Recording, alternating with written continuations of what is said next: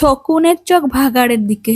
সেটা হলো আমার বান্ধবী শিলাদা। সকালবেলা মোহনপুরে গেছিলাম একটা কাজে, আর কাজের আগেই হলো অকাজ।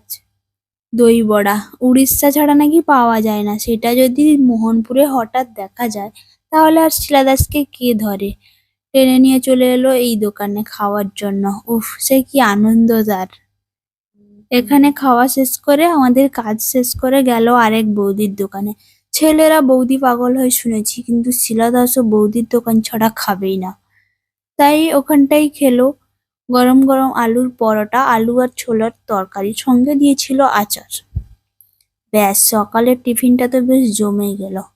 সঙ্গে ওর এনার্জি বাড়ানোর জন্য দুটো গরম গরম সেদ্ধ ডিমও খাওয়ালাম ওকে। যেহেতু আমি জোর করে নিয়ে গেছি, তো আমারই দায়িত্ব ওকে এখন খাওয়ানোর। সকালে রোদ হয় বলে ও নাকি বেরোয় না, আর যখন গিয়ে দেখলো যে ওর পছন্দের সব খাবার পাওয়া যাচ্ছে, এখন বলে কি যে রোজ সকালে রোদ হলেও মোহনপুরে আসবে।